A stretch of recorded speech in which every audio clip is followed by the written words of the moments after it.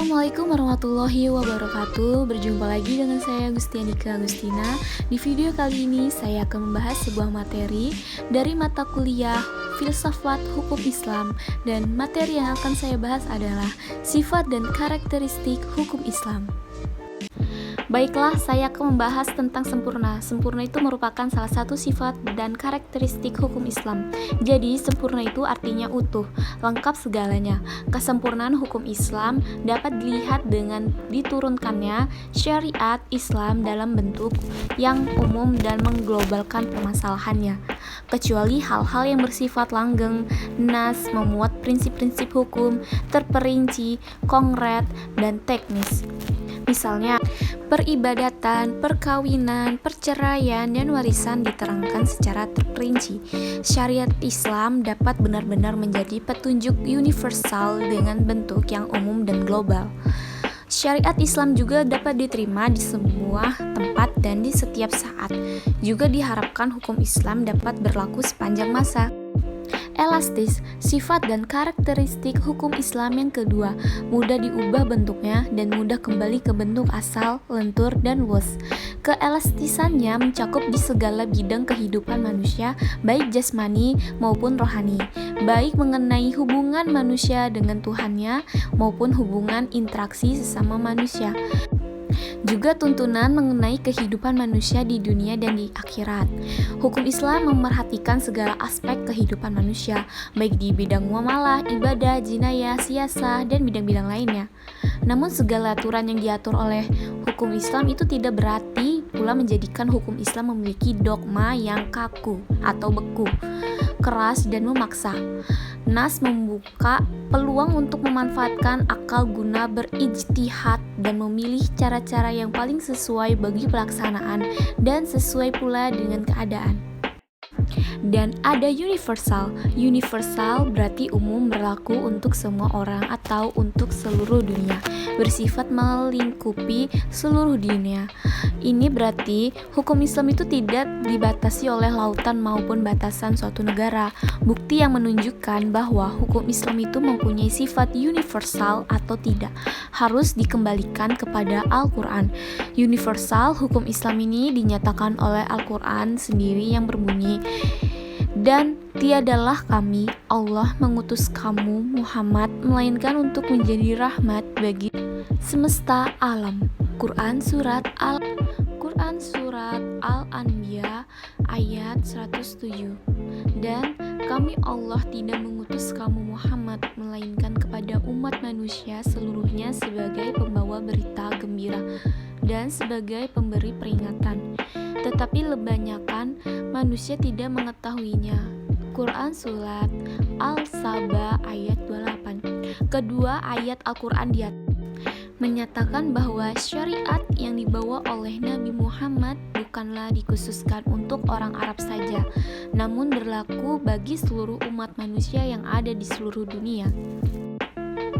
Dinamis dalam KBBI dijelaskan makna dari kata dinamis adalah penuh semangat dan tenaga, sehingga cepat bergerak dan mudah menyesuaikan diri dalam keadaan dan sebagainya.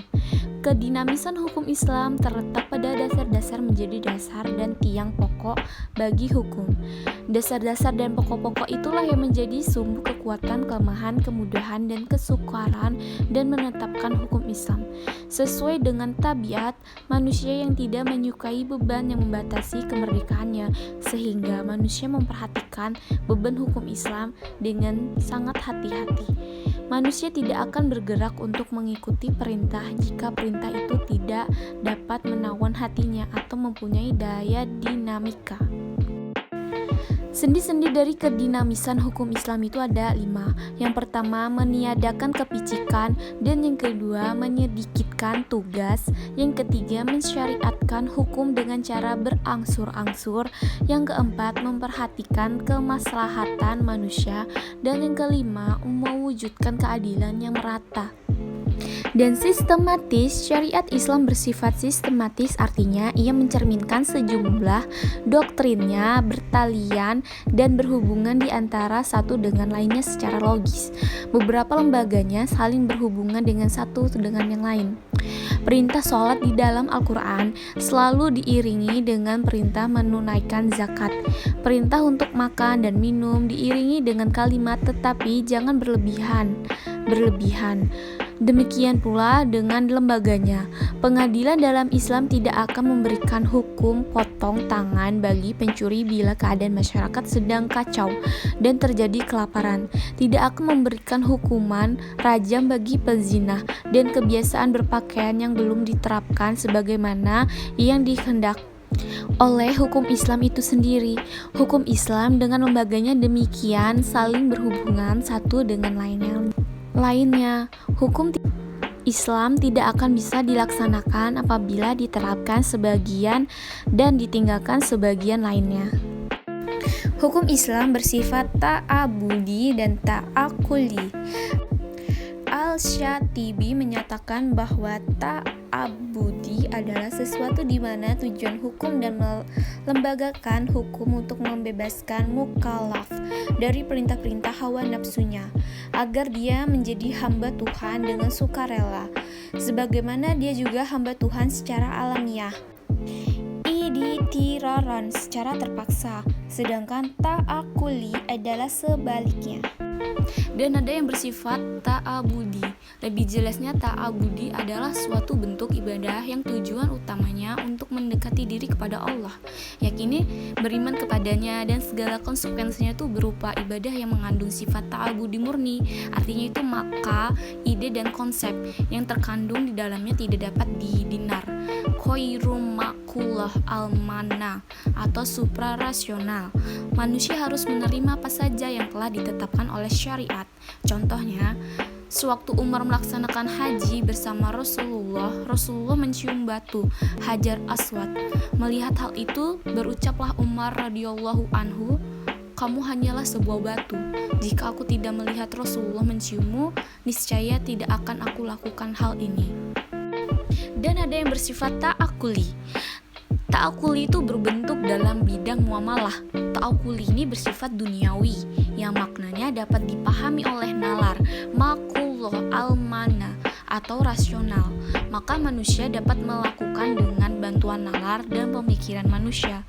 Ilat dari muamalah yang bersifat ta'akuli dapat dirasionalkan dengan melihat ada maslahat atau mudarat terkandung di dalamnya.